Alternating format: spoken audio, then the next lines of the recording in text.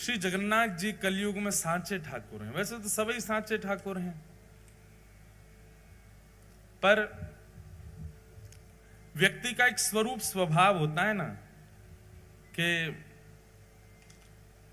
जो व्यक्ति सबकी सुनता है, जो सबके काम बना सकता है, उस व्यक्ति की भी एक स्थिति होती है कि वो ऐसी परिस्थिति में होता है तो ही वो बहुत जल्दी जल्दी सुनता है। जैसे कि उदाहरण के रूप में, जैसे माँ, बालक को माँ से कोई बात मनवानी है तो बालक, उसको पता होता है कि पूरे दिन में माँ कौन सी स्थिति में आती है, तब वो कुछ भी बोलेगा तो मान जाएगी। होता है कि नहीं?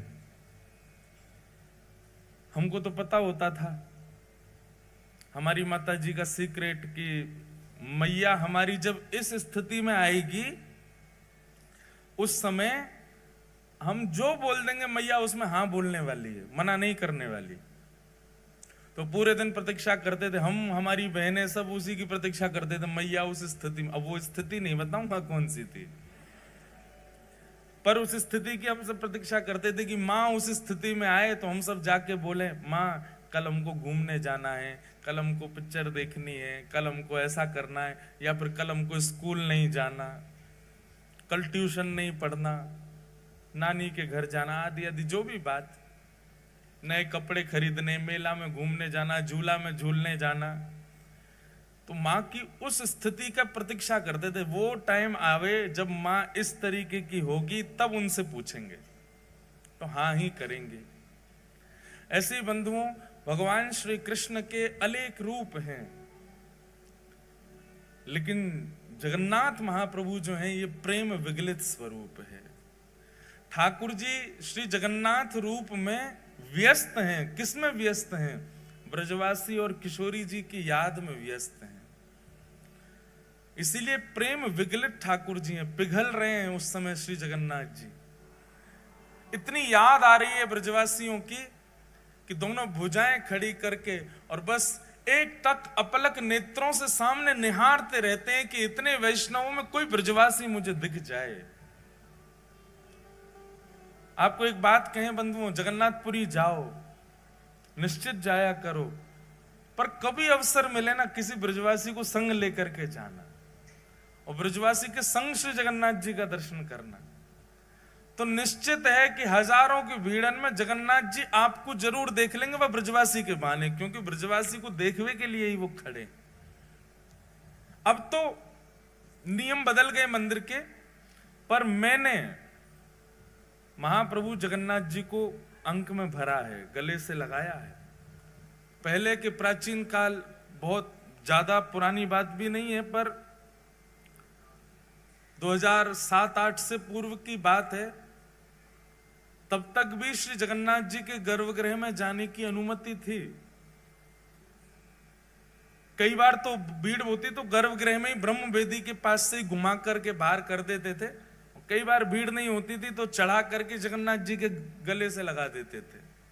हमने एक बार ठाकुर जी को अंक में भरा है, आते तो नहीं है, खूब विशाल है, और मैं भी छोटा ही था, बस एक बार ऐसे हृदय से लगाने का अवसर मिला था। तो श्री जगन्नाथ जी जो हैं ये प्रेम विगलित स्वरूप है ठाकुर जी का। इसमें ठाकुर जी व्यस्त हैं, ब्रजवासी और किशोरी जी की याद में व्यस्त हैं। ऐसे स्वरूप के सामने जाकर के आप जो बोलोगे, लेकिन आपको कानी देनी पड़ेगी ठाकुर जी को। कानी देने का मतलब क्या है? एक वचन देना पड़ेगा श्री जगन्नाथ जी। बहुत ध्यान से सुनना।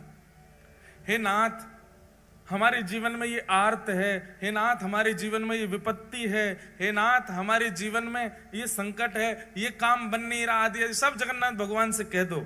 लेकिन इसके बदले जगन्नाथ भगवान को एक लोभ दे दो, एक वचन दे दो। क्या? अगली बार आऊंगा तो एक ब्रजवासी को लेके आऊंगा, आपका काम पक्का ठाकुर जी पूर्ण करेंगे। क्योंकि श्री जगन्नाथ महाप्रभु को ब्रजवासी बहुत प्रिय है। हमारे स्वामी श्री हरदास जी की वाणियों में कहीं ऐसा प्रसंग आता है, एक बार स्वामी जी के कुछ वैष्णव जन वृंदावन से जगन्नाथपुरी जाने के लिए निकले और उस समय की बात है जब इतने साधन नहीं हुआ करते थे। वृंदावन से वैष्णव निकले हैं जगन्नाथपुरी के लिए, और वृंदावन से वैष्णव जा रहे हैं तो अब जैसे भी साधन, पैदल जाएंगे, बैलगाड़ियों में जाएंगे, समय तो बहुत लगना है पहुंचने में। लेकिन जिस समय वृंदावन से वैष्णव निकलते हैं जगन्नाथपुरी दर्शन के लिए, यहां मंदिर में पुजारी जी जैसे जगन्नाथ भगवान को प्रणाम करने जाते हैं तो ब्रह्म वेदी पर बैठे गोल मटोल हमारे श्री जगन्नाथ जी ऐसे झूमने लग जाते हैं। तो पुजारी जी कहते हैं, महाप्रभु जी आज बड़े प्रसन्न हो। बोले, हम इसलिए प्रसन्न हैं क्योंकि वृंदावन से 4 वैष्णव निकले हैं जगन्नाथपुरी आने के लिए। हम अब हमको प्रतीक्षा नहीं हो रही है। मुझे एक एक क्षण का ऐसा लग रहा है कि कब वो क्षण आवे, ब्रजवासी सामने से आवे। भैया हम तुमसे प्रार्थना कर रहे हैं, उनकी रहने की उत्तम व्यवस्था कर देना, उनके प्रसाद की उत्तम व्यवस्था कर देना, और वे जब आ जाए ना तो उनको ला करके मेरे हृदय से लगा देना। इतना प्रेम करते हैं श्री जगन्नाथ जी ब्रजवासियों से। उन्हीं ब्रजवासियों के स्मरण में श्री जगन्नाथ जी का ऐसा रूप, ऐसे हाथ, ऐसा उदर, ऐसा स्वरूप बन गया ठाकुर जी का। ये प्रेम की 10वीं अवस्था है। हम चर्चा करेंगे कल या परसों में प्रेम की 10 अवस्था। प्रेम की 10वीं अवस्था का स्वरूप क्या है कि प्रेमी अपने प्रियजनों की याद करके, अपने प्रेमी की याद करके, याद करता करता पिघलने लग जाता है मोम की तरह।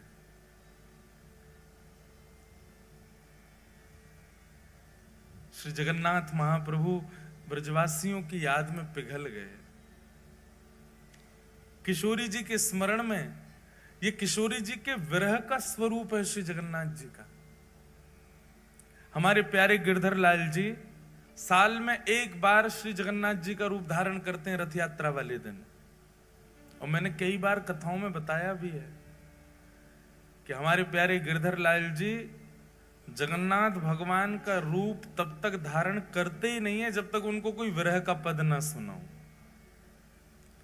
किशोरी जी के विरह का कोई भी भाव सुना दें ठाकुर जी को, तुरंत ठाकुर जी जगन्नाथ बन जाते हैं। प्रेम धन स्वरूप है जगन्नाथ, रस धन स्वरूप है जगन्नाथ, आनंद धन स्वरूप है जगन्नाथ, और महाप्रभु स्वरूप है जगन्नाथ।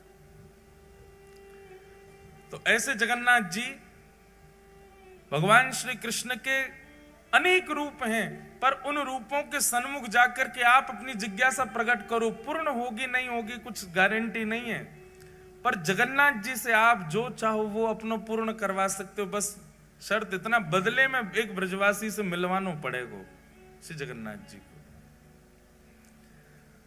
अगली यात्रा जब करो तो जैसे आप अपने मित्रों से पूछते हो, रिश्तेदारों से पूछते हो, पूरी चल रहे हो क्या, सब व्यवस्था कर लेंगे। एक किसी ब्रजवासी को ले जाओ, ब्रज के किसी रसिक से पहले तो संबंध बनाओ, उससे मित्रता करो, फिर उसको फोन करो कि भाई हम जगन्नाथपुरी जा रहे हैं, आप चलोगे क्या।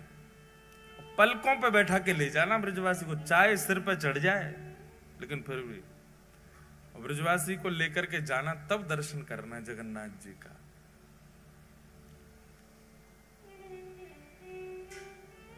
बड़ो प्यारो लाल है, बड़ो प्यारो ठाकुर है श्री जगन्नाथ।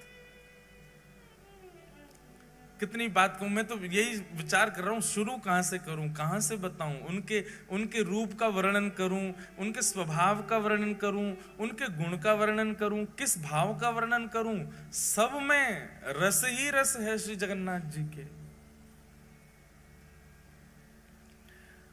अनंत वर्षों तक निर्गुणियों ने, बहुत ध्यान से सुनिएगा, अनंत वर्षों तक निर्गुणियों ने निर्गुण ब्रह्म की उपासना की। निर्गुण समझते हैं, निर्गुण ब्रह्म समझते हैं, जिनका रूप नहीं होता, जिनका कोई गुण नहीं होता, जिनका कोई स्वरूप नहीं होता, उनको निर्गुण कहते हैं।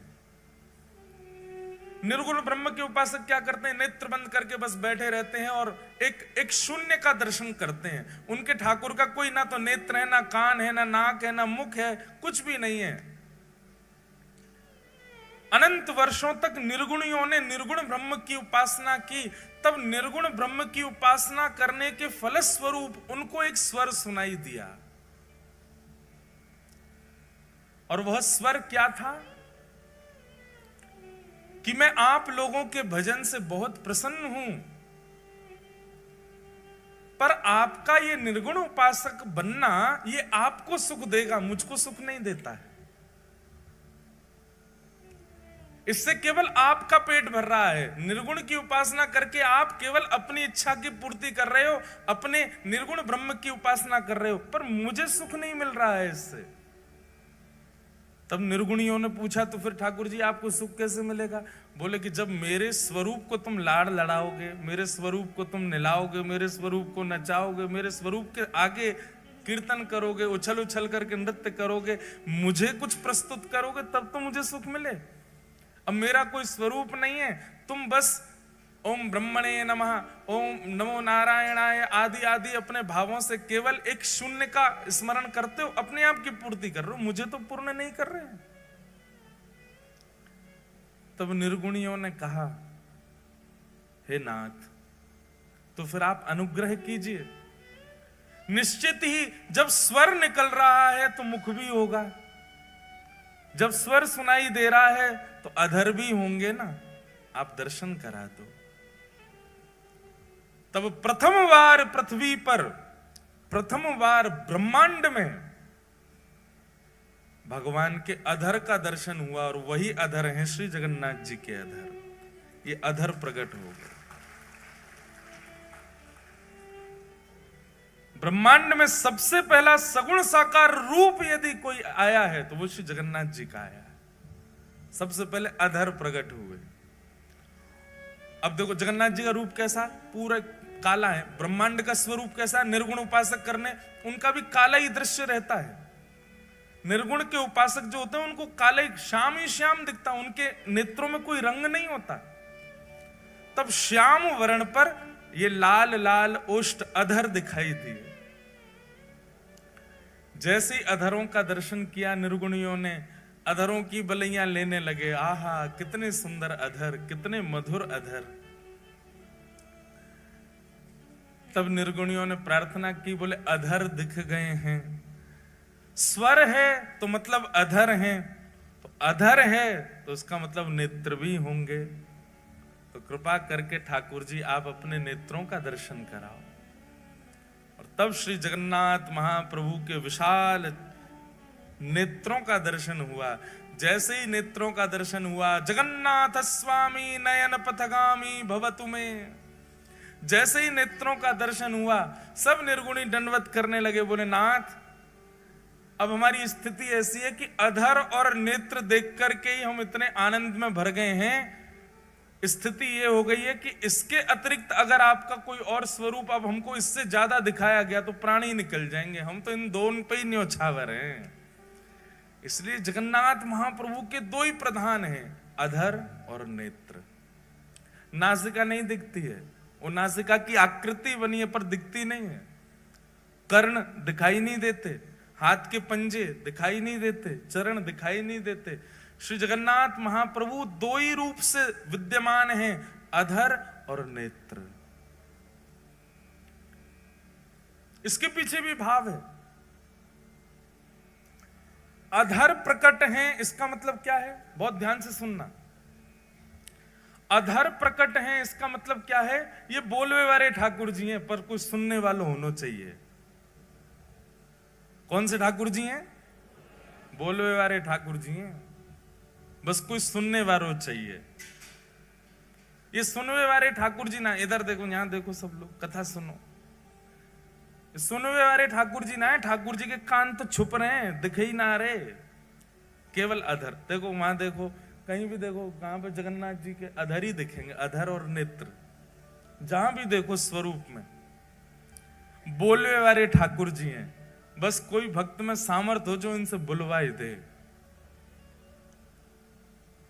और दूसरी बात, ये देखवे वाले ठाकुर जी हैं, और देखवे वाले भी ऐसे वैसे नहीं है। ऐसा देखवे वालो दूसरों ठाकुर ही ना है पूरे विश्व में। क्यों? बोले बाकी सब तो हमारे वृंदावन वाले ठाकुर जी के तो कटाक्ष नेत्र हैं, नेक नेक नेत्र हैं, वो नीचे करके धरे हैं। श्रीनाथ जी में चले जाओ, कटाक्ष नेत्र नीचे धरें। द्वारिका में तो नेत्र ही धारण ना करें। बद्रीनाथ भगवान तो तपस्या में बैठे हैं। लेकिन जगन्नाथ प्रभु बोले एक तो नेत्र हैं, वो भी थोड़ी बहुत ना खोल रखें, इतनी जोर से खोल रखें कि महाराज कोई बच नहीं जाए मुंह से। बच नहीं जाए मतलब भय के कारण नहीं, बच नहीं जाए कहीं मतलब मेरे नेत्रन से कोई चूक के चलो नहीं जाए, मैं सबको देख लूं। और इतने में भी इनका बस नहीं चला, तो फिर कहा किया, बोले अपलक हो गए। पलक ही नहीं बनवाई महाराज अपनी, कहीं श्रम होने के कारण मुंह को पलक झपकनी ना पड़ जाए। वह समय कोई वैष्णव सामने और मैं वह को नहीं देख पायो तो, इसलिए अपलक नेत्र है, विशाल नेत्र है, सबको देखते हैं। एक बात आप बिल्कुल लिख लीजिएगा, जगन्नाथ भगवान के दर्शन की प्रधानता कम है, जगन्नाथ मंदिर में जाके स्वयं को दिखावे की प्रधानता है कि ठाकुर जी हमको देख लो। आप लोग मंदिर जाते हैं और उछट करके देख रहे हैं हमको जगन्नाथ जी दिख जाए। जगन्नाथ जी को मत देखो। आप जगन्नाथपुरी जाएंगे तो जगन्नाथपुरी में एक अनुभव, इधर देखो इधर देखो, जगन्नाथपुरी में एक अनुभव होगा आपको। अगर आपका भीतर प्रवेश नहीं हुआ, वो भी सुबह या शाम को ही खुलता है भीतर का दर्शन जो है, अधिकतर दर्शन कहां से होगा? जहां पर गरुण स्तंभ है, वो गरुण स्तंभ के, अब आप में से जगन्नाथपुरी गए कितने, पहले हाथ ऊपर करो। ओहो, फिर तो जो नहीं गए वो कैसे समझेंगे? मैं तो पूरी इमेजिनेशन बता रहा हूं। चलो, जो नहीं गए हैं वो इमेजिन ही कर लो। अगली बार जाओगे तो फिर आपको पहले से ही पता होगा गरुण स्तंभ कहाँ है, ठाकुर जी की ब्रह्मवेदी कौन सी है, ठाकुर जी का भोजन मंडप कौन सा है, ठाकुर जी की रसोई घर कौन सी है, ये सब पहले से ही सुन के चले। जो गए हैं उनका सौभाग्य, और जो नहीं गए हैं उनका बहुत बड़ा सौभाग्य कि आपको पहले कथा सुनने को मिल रही है। पहले पूरी जानकारी ले लो फिर चले जाना। लेकिन इस कथा के बदले आपको एक काम तो करना ही पड़ेगा कि 2025 आए उससे पहले जगन्नाथपुरी हुआ ना। और भाई ये कथा भूलने लग जाओ उससे पहले पहले हुआ ना। 4 दिना में हम वो रहस्य खोलेंगे यहाँ पर जो कोई को नहीं पता होंगे। तो इसलिए जितने लोग यहाँ बैठे हो, छुट्टी ढूंढो, जल्दी जाओ, जगन्नाथपुरी होके आओ। तो जो लोग गए हैं वो लोग तो सब समझ जाएंगे, जो नहीं गए वो इमेजिन करो। तो जैसे आप मंदिर में जाते हैं तो अब मंदिर का तो बहुत बड़ा रूप है, एक एक चीज बताएंगे हम। सीढ़ियों का क्या भाव है, मुख्य द्वार कौन सा है, उत्तर द्वार, दक्षिण द्वार, पश्चिम, सबके भाव हैं, अपने अपने भाव हैं। जैसे जैसे सामर्थ्य ठाकुर जी देंगे बताएंगे। पर जब आप मुख्य मंदिर में प्रवेश करेंगे जहां श्री जगन्नाथ जी विराजते हैं, तो जहां से अमूमन दर्शन सबको किया जाता है वहां से भी जगन्नाथ जी इतनी दूर होते हैं कि ऐसे 3 हॉल, सबसे पीछे वाली मैया से मुझ तक जितनी दूरी है, इतने 3 हॉल भीतर, और लंबे 4 हॉल समझ लो, इतने भीतर बैठे हैं श्री जगन्नाथ जी। वहां से दिखेंगे आपको। जगन्नाथपुरी में प्रत्यक्ष दर्शन केवल सुभद्रा जी का होता है, स्पष्ट दर्शन होगा आपको। बीच में बैठी है सुभद्रा जी। तो द्वार है तो बहुत विशाल, लेकिन दूरी इतनी होती है कि जब आप भीतर प्रवेश करोगे तो इतने तो आपको बलराम जी दिखेंगे। बलराम जी सबसे पहले घुसते ही आपको बलराम जी दिखेंगे, इतने। फिर बलराम जी के बाम अंग में बैठी हैं सुभद्रा। सुभद्रा जी पूरी दिखेंगी। और जिनके दर्शन के काज पूरी दुनिया गई है, जगन्नाथ जी, वो इतने भी नहीं दिखते, इतने दिखते हैं, बस इतने ही दिखते हैं। आधी सी आंख दिखे उनकी। पूरी दुनिया आप देखेंगे जगन्नाथपुरी में, सारी भीड़ कहां होती है? वहां कोने में। सबकी दृष्टि ऐसी है, बोले वहां कोने में देखो जगन्नाथ जी दिख रहे होंगे। वो जगन्नाथ जी कितने दिखते हैं? कितनों कोने में घुस लो, इतने ही दिखते हैं, उससे ज्यादा नहीं दिखते। इसका मतलब क्या है? जगन्नाथपुरी में श्री जगन्नाथ जी को देखवे के काजे उमड़ो मत। जगन्नाथ जी कह रहे हैं हमने सबको देखवे के काजे, सुभद्रा जी बीच में बैठा रहेंगे, बस तुम खुद को दिखा दो कि तुम आए हो। और तुम मुझे देख पाओ नहीं देख पाओ बिल्कुल चिंतित मत हो, पर मेरी दृष्टि तुमको देख ही लेगी। इतने बड़े बड़े नयन महाराज बना के काय को खड़े हैं हम, ये अपलक नेत्रन से काय को खड़े हैं, ताकि तुम मुझे दिख जाओ। अच्छा, श्री जगन्नाथ जी के नेत्र विशाल क्यों हैं? क्योंकि वो सबको देखते हैं। और ये दो ही प्रधानता है श्री जगन्नाथ जी के रूप में, अधर और नेत्र। बाकी सब जगह हमारे वृंदावन में राधा रमन जी सब जगह प्रधानता बाकी अदा है, हाथ ऐसे हैं, पाम त्रिभंग लली हैं, मुकुट ऐसा है। जगन्नाथ जी की दो ही प्रधानता है, नेत्र और अधर।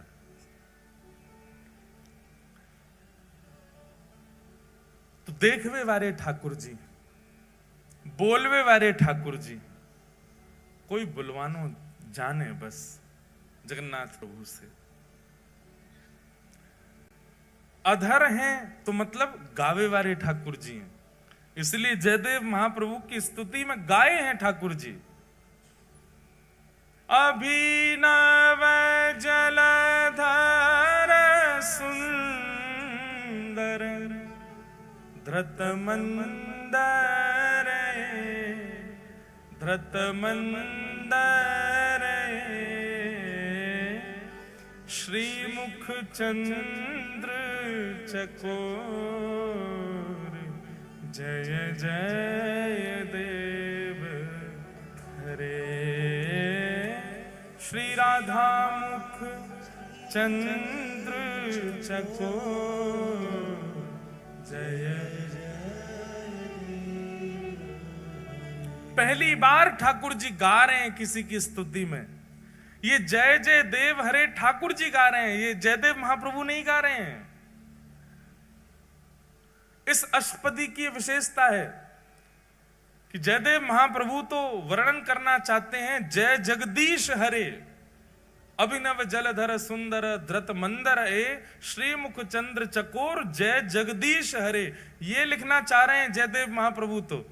पर जयदेव महाप्रभु ने जाकर के जैसे ही जगन्नाथ महाप्रभु को ये अष्टपदी सुनाई, ये अष्टपदी सुनकर के जगन्नाथ भगवान के अधर जो है वो बोल पड़े, और जयदेव महाप्रभु को वाद्य होना पड़ा अपनी लेखनी मिटाने पर।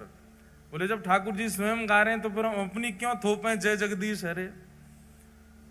तो जैसे ही जयदेव महाप्रभु बोले अभिनव जलधर सुंदर धृत मंदर ए श्रीमुख चंद्र चकोर, जयदेव महाप्रभु तो गा रहे हैं जय जगदीश हरे, पर जयदेव महाप्रभु की आवाज किसी को सुनाई नहीं दी। इतने बेग से जगन्नाथ प्रभु ने गाया कि सबको एक ही स्वर सुनाई दिया, जय जय देव हरे। जगदीश की जय जय नहीं है, जगदीश को भजवे वारे जयदेव की जय हो। बोलवे वाले ठाकुर जी हैं जगन्नाथ जी, कोई बुलवानो जाने। अच्छा, जगन्नाथ जी के कान क्यों नहीं है? जगन्नाथ जी के कान दिखते क्यों नहीं है? बहुत सुंदर भाव है। बोले जगन्नाथ महाप्रभु कहते हैं, बोले कोई मेरो भक्त आर्त नाद आर्त भाव से मुंह को पुकारे, और वास्तव में वाकी रक्षा के लिए, वास्तव में वाकू दर्शन देवे के लिए मैं जैसे ही जाऊंगो, मेरे बगल में ये बैठी है मेरी बहन सुभद्रा, उबा के बगल में बैठे हैं बलराम जी, जे दोनों मुंह को रोकेंगे, अरे लाला कहां को जा रहा है, कौन के पास जा रहा है। और कहीं सुदर्शन जी ने या गरुण जी ने बता दिया कि फलाने भक्त के पास जा रहे हैं, तो ये दोनों तुरंत उसकी पूरी लिस्ट निकालेंगे। अरे वो तो अच्छा खाता भी नहीं है, वो तो अच्छा व्यक्ति भी नहीं है, उसके अंदर तो काम भी है, उसके अंदर तो लोभ भी है, उसके अंदर तो द्वेष भी है। ये सब मुझे उसके अवगुण बता करके मुझे रोकने का पूरा प्रयास करेंगे। जैसे कई बार होता है बच्चे कहीं जाना चाहते हैं तो माता पिता उसको रोकने के लिए उस स्थान की खूब सारी बुराइयां कर देते हैं। अरे झूला में नहीं झूलना चाहिए, उसके पेच ढीले हो जाते हैं, झूला गिर जाता है, कितने लोग मर जाते हैं। आइसक्रीम नहीं खानी चाहिए, क्यों? बोले दूध जो होता है वो सड़ा हुआ होता है। मैगी नहीं खानी चाहिए, क्यों?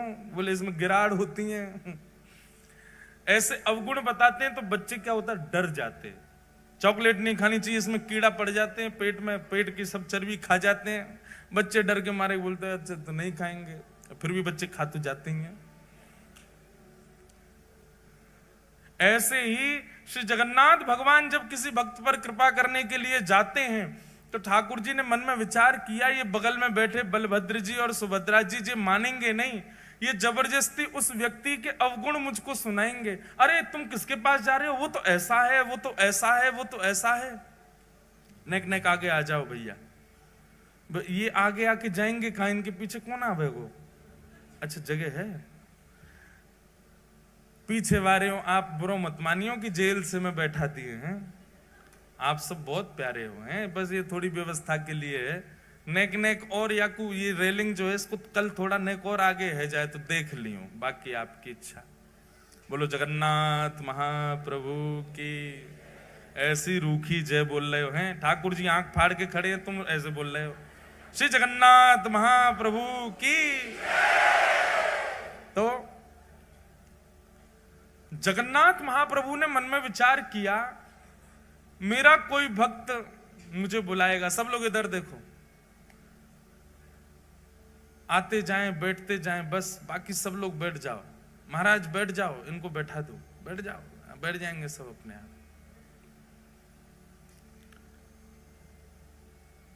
तो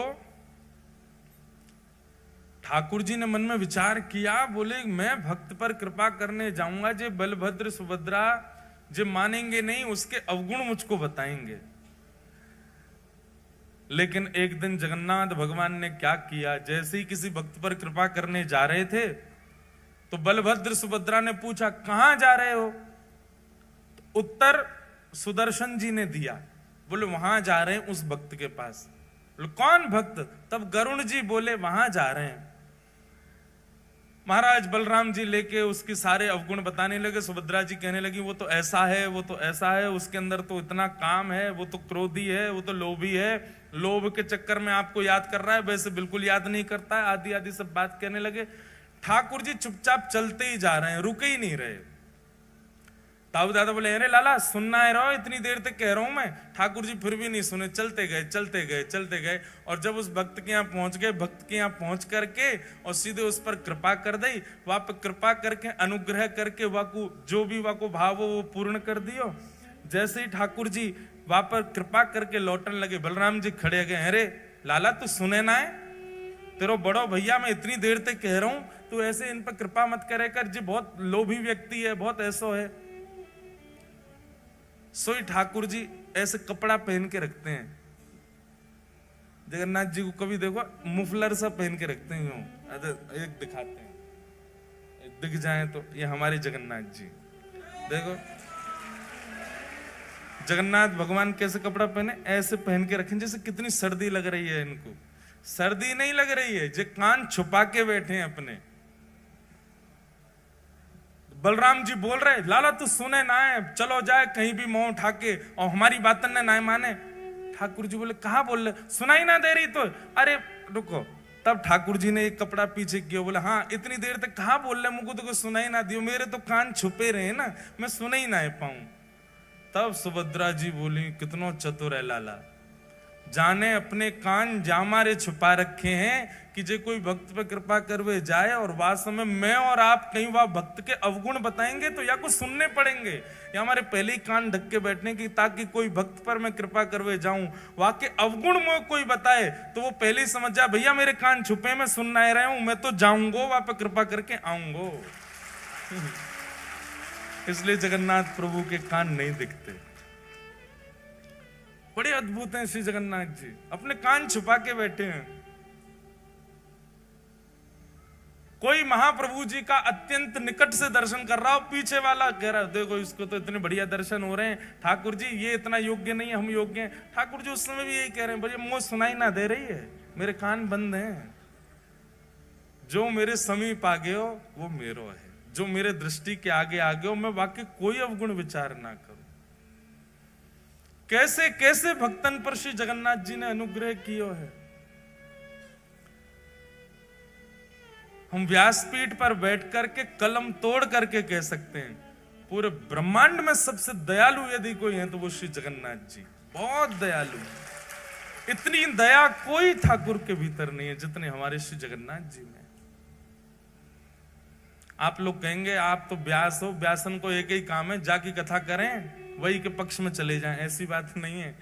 हम चाहे कितनी कथा करें, हम गिरधर लाल जी के उपासक हैं, उनके कान पे पट्टा बांध के आया हूं, कहीं सुन नहीं ले। और सुन लें तो कहा है, एक ही तो हैं, कोई अलग थोड़े हैं। वही राधा रमण हैं, वही श्रीनाथ जी हैं, वही जगन्नाथ हैं। सबसे बड़े कृपालु ठाकुर यदि पूरे विश्व में यदि कोई है तो वो श्री जगन्नाथ जी। इतने दया में भरे हैं, इतने अवगुण शून्य दृष्टि है श्री जगन्नाथ जी की। कितना भी बड़ा कोई व्यक्ति, कितना भी अभागा क्यों ना आ जाए, ठाकुर जी उसमें भी दोष नहीं देखते। ऐसे महाप्रभु जगन्नाथ। श्रीमद् भागवत जी में जगन्नाथ शब्द का सबसे पहले उच्चारण किसने किया? जगन्नाथ जी कलयुग के नहीं है, जगन्नाथ जी द्वापर के नहीं है, जगन्नाथ जी त्रेता के भी नहीं है। जगन्नाथ जी अनंत है। मैंने वर्णन किया ना कि सगुण साकार रूप में सबसे पहले किसी को दर्शन अगर किसी भाव का हुआ तो जगन्नाथ जी का हुआ। सगुण रूप के ही हम सब उपासक हैं, हम सब के अलग अलग रूप के ठाकुर हैं, पर इन सगुण रूपों में सबसे पहले दिखने वाले जो ठाकुर जी सगुण रूप से जो दिखे हैं साधकों को, भक्तों को, वो श्री जगन्नाथ जी। आज के नहीं है ठाकुर जी, अनंत काल से हैं। बस इंद्रद्युम्न पर कृपा करने के लिए और कलयुग के वैष्णवों पर अनंत कृपा करने के लिए वही जगन्नाथ भगवान एक रूप में प्रकट हो गए। ठाकुर जी तो अनंत हैं श्री जगन्नाथ जी। तो मैं निवेदन कर रहा था, भागवत जी में सबसे पहले जगन्नाथ शब्द का उच्चारण किसने किया? श्रीमद् भागवत जी में सबसे पहले जगन्नाथ शब्द का उच्चारण किया है परीक्षित की माता जी ने। क्या नाम है उनका? उत्तरा। उत्तरा ने सबसे पहले भागवत जी में जगन्नाथ नाम का उच्चारण किया है। कब किया? आप लोगों ने भागवत जी कथा सुनी होगी। तो भागवत जी में जब उत्तरा के गर्भस्थ शिशु को मारने के लिए अश्वत्थामा ने बाण छोड़ दिया, उस समय उत्तरा दौड़ी दौड़ी जाती है। भगवान रथ में बैठकर के द्वारिका को प्रस्थान कर रहे हैं। उस समय उत्तरा गाती है, पाहि पाहि महायोगिन देव देव जगतपते नान्यम तद्भयं पश्ये यत्र मृत्यु परस्परम नान्यम तद्भयं पश्ये यत्र मृत्यु परस्परम। जगन्नाथ जी को सबसे पहले पुकारा है श्रीमद् भागवत जी में उत्तरा ने। नाथ शब्द का अर्थ क्या होता है? नाथ किसको कहते हैं? रक्षक को नाथ कहा जाता है। किसको कहते हैं? रक्षक को। और मानव का रक्षक कौन होता है? रक्षक को ही नाथ कहते हैं और रक्षक को ही पति कहते हैं। पति को भी रक्षक, पति शब्द का अर्थ भी रक्षक ही होता है। कुल का रक्षक, पत्नी का रक्षक, बच्चों का रक्षक, वही पति।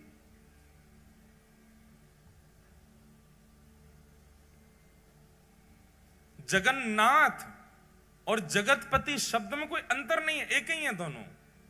नाथ और पति एक ही बात होती है। भागवत जी में सबसे पहले उत्तरा कहती है। भगवान को सबसे पहला नाम क्या दिया? महायोगिन। बहुत ध्यान से सुनो सब लोग, इधर देखो। क्या कहा? महायोगिन। कौन है? पाहि पाहि महायोगिन। महायोगिन का मतलब क्या है? बोले योगी नहीं है ये महायोगी हैं। बोले योगी किसको कहते हैं? बोले योगी उसको कहते हैं जो नेत्र बंद करके बैठा रहे, ध्यान लगावे, घंटों तक, वर्षों तक, महीनों तक नेत्र ना खोले, उसको योगी कहते हैं। बोले ये कौन है? बोले योगी नहीं है, ये महायोगी है। बोले क्यों? बोले जादनाते बैठे वादनाते आंख बंद ही नहीं करी है, आंख खोल के बैठे।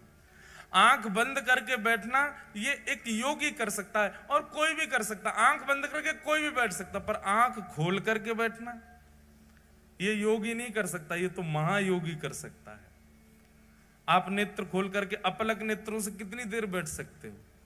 ज्यादा से ज्यादा 30 सेकंड, 1 मिनट। न का देर में आंसू आने लगेंगे, आंखें लाल पड़ जाएंगी महाराज, पलक आपको झपकनी पड़ेगी। तो नेत्र बंद करके बैठना ये कोई बड़ी बात नहीं है, लेकिन फिर भी योगी मान लेंगे हम नेत्र बंद करके बैठने वाले को। पर ये कौन है? बोले ये तो महायोगी है। ये महायोगी क्यों है? बोले नेत्र खोल करके बैठे, अपलक नेत्रों से बैठे, झपकते ही नहीं है। पाही पाही महायोगिन। और कौन है? बोले देव देव, देवों के भी देव हैं। सारे देवता आते हैं और सब आकर के श्री जगन्नाथ जी को प्रणाम करते हैं।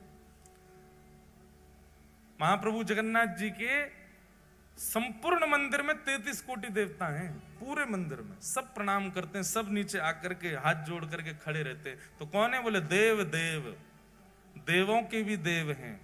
और कौन है? बोले तब नामकरण हुआ जगतपते, जगतपति, जगत के रक्षक, जगत के नाथ श्री जगन्नाथ जगतपति हैं। ये पूरे विश्व की रक्षा करते हैं, पूरे जगत की रक्षा करते हैं। दो अर्थ होते हैं भगवान के नाम के। एक तो अर्थ है जगत के नाथ, और दूसरा जब हम जल्दी जल्दी बोलते हैं जगन्नाथ, मतलब जग के अन्न के नाथ। अब जगतनाथ कहो, जग के अन्न के नाथ कहो, बात एक ही हो जाती है। अन्न से ही हम सब लोगों का पोषण होता है। उस अन्न के जो स्वामी हैं वो जगन्नाथ। एक प्रकार से जगन्नाथ कहने का मतलब यह है कि हम सब पत्नी है, हमारे पति कौन है? श्री जगन्नाथ जी। हम सबके स्वामी हैं, हम सबके रक्षक हैं श्री जगन्नाथ। तो पाही पाही महायोगी देव देव जगतपते, नान्यम तद्भयम पश्ये यत्र मृत्यु परस्परम। भगवान को जगन्नाथ कहकर के पुकारा है उत्तरा जी ने श्रीमद् भागवत में।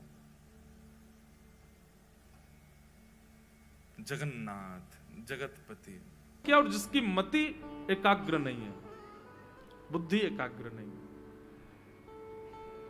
कृष्ण, कृष्णा नहीं, कृष्ण ठाकुर जी का नाम कृष्ण रखा गया। अब तो ठाकुर जी का नामकरण हो गया।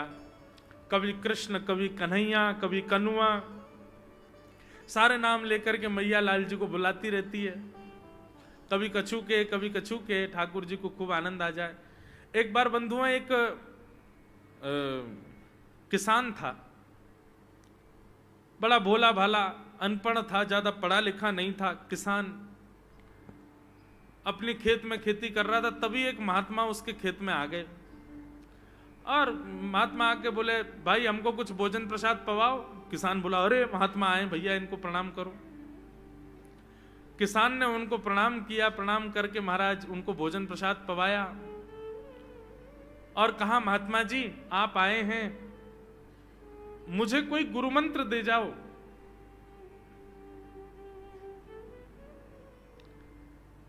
महात्मा जी ने सुंदर गुरु मंत्र दिया, द्वादशाक्षर मंत्र दिया। बोले ये तो बहुत कठिन है, इतना कठिन नहीं, सरल सा दो। अष्टाक्षर मंत्र दे दिया। बोले ये भी कठिन है, कोई और सरल दे दो। महात्मा बोले कुछ नहीं, तुम इतना कृष्ण चंद्र बोल दिया करो बस। कृष्ण चंद्र बोले, हाँ इसी का नाम, जब यही तुम्हारा गुरु मंत्र है। इतना भोला बेचारा याद करने लगा, उसको याद ही नहीं होवे कृष्ण चंद्र कृष्ण चंद्र कृष्ण चंद्र। अब भूल ना जाऊं इसके लिए बोलता रहता था 24 घंटे, कृष्ण चंद्र कृष्ण चंद्र कृष्ण चंद्र। अपने खेत में हल जोत रहा था। कृष्णचंद्र बोल रहा था, इतने में उसकी पत्नी आ गई, अरे सुनो तुम्हारे लिए भोजन लाई हूं, जल्दी कर लो। बोले कृष्णचंद्र। पत्नी पीछे लग गई, पीछे, भोजन तो कर लो, रोटी तो खा लो, ठंडी हो जाएगी। बोले अरे तू पीछे मत पड़, मैं भूल जाऊंगा, गुरुजी ने मंत्र दिया मुझको। पत्नी बोली अच्छा एक काम करो, आप भोजन कर आओ, तब तक आपके नाम को मैं रट लेती हूं, मैं उसको संभाल लूंगी, पर जैसे ही आप आओगे फिर आपको सुना दूंगी, आप कर लेना। वो ठीक है। बोले क्या बोलना है? बोले कृष्णचंद्र। पत्नी बोली ठीक है। अब कृष्णचंद्र बोलने लगी पत्नी, कभी कहीं जाए कभी कहीं जाए, कुछ करे। वो कृष्णचंद्र बोलते बोलते घसीटे चंद्र हो गया। लौट करके अपने पति के पास, पति बोल हाँ वो मैं भोजन कर लिया, जल्दी गुरु मंत्र सुना दे मुझको, क्या था मैं तो भूल गया। बोले घसीटे चंद्र। वो उसी से ही हल जोतने लगा, घसीटे चंद्र। आकाश में वैकुंठ में बैठे हुए वैकुंठनाथ भगवान प्रसन्न हो गए, और प्रसन्न होकर के बोले लक्ष्मी जी हम जा रहे हैं। बोले कहां? बोले एक किसान का उद्धार करने जा रहे हैं, उसको वैकुंठ लेके आएंगे। लक्ष्मी जी बोली आपका अशुद्ध नाम बोल रहा है वो, आपका अशुद्ध नाम उच्चारित कर रहा है वो, और आप कह रहे हो कि इसका कल्याण करूंगा मैं।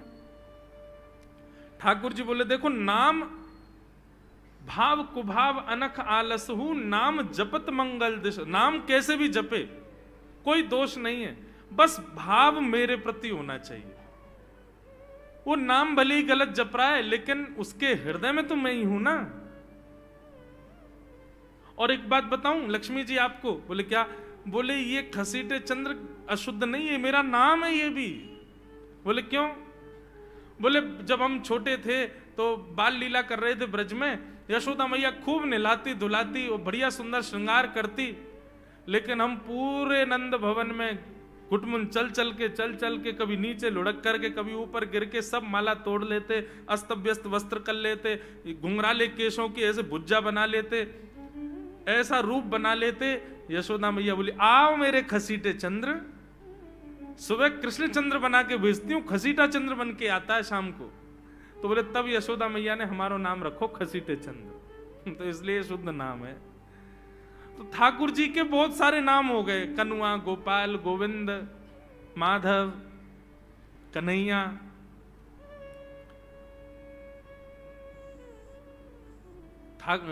यशोदा जी का प्रिय नाम है कन्हैया।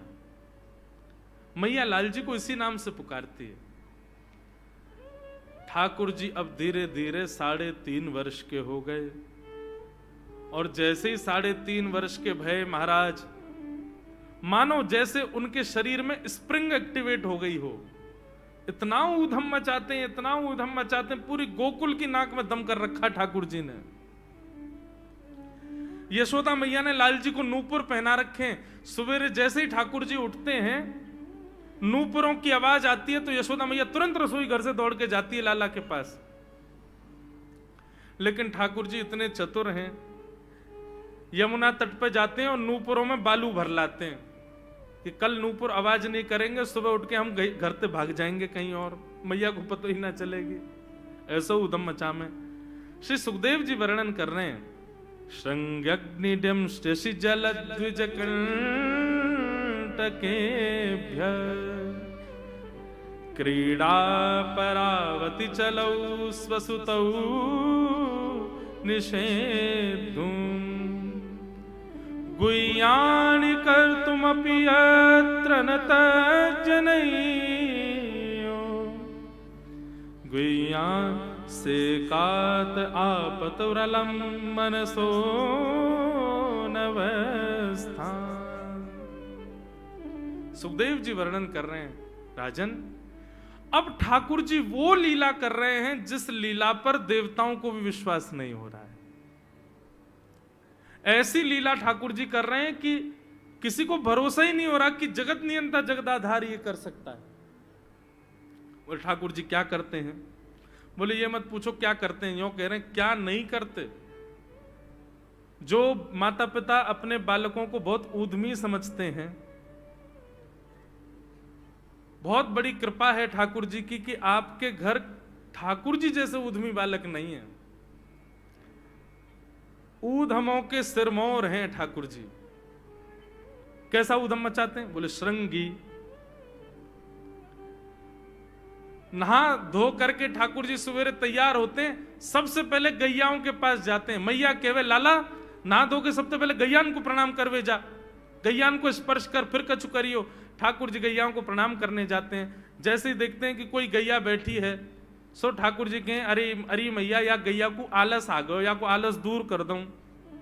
सो बैठी हुई गैया के ठाकुर जी सींग पकड़ लेते हैं और सींग पकड़ करके अपनी ओर खींचते हैं, दूसरी तरफ से सींग बलराम जी पकड़ लेते हैं। अब ऐसे सींग पकड़ करके ऐसे ऐसे गैया के सींग हिलाते हैं। अब बैठी रहती गैया थोड़ी देर तो कोई बात नहीं, जैसे जोर जोर से हिलाना प्रारंभ करते हैं सोई गैया खड़ी हो जाती है, और जैसे गैया खड़ी होती ठाकुर जी लटक जाते हैं सींगों से। अब ठाकुर जी को तो बढ़िया झूला बन गया, गैया की सींगन पे झूल रहे हैं। थोड़ी देर तो गैया इधर से उधर ठाकुर जी को झुलाती रहती है, लेकिन थोड़ी देर बाद जैसे ही ठाकुर जी की पकड़ कमजोर होती है, गैया को पता चल जाए कि अब लाला गिरवे वार होए, सो गैया भी इतनी चतुर कि वो गोबर में ही जाके खड़ी हो गए। ठाकुर जी के ने आगे को चल, मैं गोबर में है जाऊंगा। गैया के ना अब तो मैं यहीं खड़ी रहूंगी, तुम गोबर में ही गिरो। और सो ही ठाकुर जी को हाथ छूट जा, मैया मैया बचाइयो, देख जे गैया मुंह को गोबर में फेंक रही है। अब मैया जब तक बचावे आवे तब तक तो लाल जी के हाथ छूट जाएं और ठाकुर जी गले गले तक गोबर के ढेर में जाके गिर जाएं। पर यशोदा मैया निकाले, कितनों सजाए लो, कितनों ए लाला तू वैसे ही कारो, ऊपर ते मैं तो को बढ़िया सुंदर बना के रखूं, लेकिन तू घूम फिर के गोबर में ही आके चौं खेले। मोकू तो लगे तू पूर्व जन्म को सूकर दीख है। ठाकुर जी मंद मंद मुस्कुरा रहे, हाँ मैया जे बरा भगवान को अवतार भयो ना, जाने पृथ्वी की रक्षा करी हिरण्याक्ष थे। मैया बोली हाँ वो मैं ही तो हतो, मैं जय जय हूं मैया, वो बरा भगवान ही जय जय, वही जय जय तेरे यहाँ लाला बन के आयो है। यशोदा मैया के बातन ने मत बनाए कर, नेक नेक बड़ो है क्यों बोलो सीखो, ऐसी बात बनावे, जय जय बोले अपने आप पे, नावे धोवे है ना है, मोह पहुंचे ना है, मैं जय जय हूं। ऐसी मधुर लीला ठाकुर जी कर रहे हैं। आकाश में 33 कोटि देवता ये लीला देख करके अपने नेत्रों पर विश्वास नहीं कर रहे। ऐसे मधुर ठाकुर जी। श्रृंगी अग्नि ड्यमष्टि। एक दिन नंद भवन में गैया ब्याह गई। जैसे ही गैया ब्याई, ठाकुर जी जैसे ही गैया ब्याती है ठाकुर जी वहीं खड़े हो जाते हैं। और बंधुओं शास्त्रों में आज्ञा है कि गाय जब ब्याह रही हो, बछड़े को जन्म दे रही हो या बछिया को जन्म दे रही हो, उस समय गैया जो होती है वो दो मुखी हो जाती है। एक मुख तो सामने है, और जब जन्म देती है तो बछड़ा या बछिया उसका मुख जब बाहर आता है तो दो मुखी हो जाती है। ऐसी दो मुखी गैया की जब आप परिक्रमा करते हो तो पूरे ब्रह्मांड की परिक्रमा का फल प्राप्त होता है। तो ठाकुर जी का नियम है, नंद बाबा की उंगली पकड़ के खड़े रहे, जैसे ही गैया ब्यावे वारी हो तो वाकू सहलाते रहे, जैसे ही गैया ब्यावे वारी हो, जैसे ही बछड़ा बाहर आवे सोई ठाकुर जी वाकी परिक्रमा कर ले, परिक्रमा करके दंडवत प्रणाम करें, वाकू वाकी चरण रज को माथे से लगा में, और बछड़ा जन्म ले सो वाकू नवा में दुआ में वाकू अपने गरे से लगा में। एक दिन ठाकुर जी जोर जोर से रोने लगे। बछड़ा जैसे ही जन्म लियो बछड़ा ने, ठाकुर जी रोने लगे। नंद बाबा शांत करा में नहीं माने, बलराम जी ने शांत करायो नहीं माने। यशोदा मैया गोद में लेके बैठी, बोले लाला का भयो, तू रो क्यों रोए? बोले मैया मेरे संग बहुत बुरा भयो। यशोदा मैया बोली कहा भयो? बोले गैया के बछड़ा ने जन्म लियो।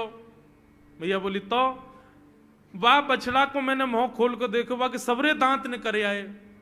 मेरे जन्म को 3 साल है गए, अभी तक 4 ही दांत निकरे मैया, वो टूट जाए। दमष्टि रो रहे हैं अपने दांतन को, मेरे दांत चौना निकल रहे सबरे। बाप बछड़ा के जन्म लेते सबरे दांत आ गए, मेरे दांत चौने ही आ रहे हैं। यशोदा मैया ऐसी मधुर बात सुन करके लाल जी को हृदय से, फिर झूठी झूठी कहती मैया कहती लाला तू दूध ना पीवे ना, पूरे दिन मक्खन खावे, मक्खन चीकनो होवे, दांत निकरे चिकनो है कि सुई पेट में चलो जाए, तू दूध पिए कर। कबहू भड़ेगी चोटी मैया मोरी, कबहू भड़ेगी चोटी। कभी अपनी चोटी पकड़ के रोते मैया मेरी चोटी चौना भर रही, बलराम की चोटी देखो कैसी नागिन जैसी चोटी है बाकी, और मेरी चोटी कैसी है मैया, नेक सी पतरी सी। मैया बोले लाला तू दूध ना पीवे, दूध ते चोटी बड़े। बलराम में देखिए ऐसा जग भर के दूध पीवे। सो ठाकुर जी दूध को पात्र हाथ में ले में, अपनी चोटी खोल ले में, और फिर चोटी पकड़ करके दूध पी में, और दूध पीते पीते नापते रहे कितनी बड़ी भई कि ना भई अभी। ऐसी मधुर लीला ठाकुर जी करते हैं। ऐसी लीलाएं हैं ठाकुर जी की कि उन लीलाओं को सुनकर के जो ज्ञान के मार्ग को नहीं समझ पाते, जो वैराग्य के मार्ग को नहीं समझ पाते, जो ज्ञान और वैराग्य से ठाकुर जी को प्राप्त नहीं कर पाते, वो इन लीलाओं से ठाकुर जी के हो ही जाएंगे। ऐसी लीला है। और क्या करते हैं ठाकुर जी? बोले द्विजकंटकेभ्य। इतनी मधुर लीला है ठाकुर जी की।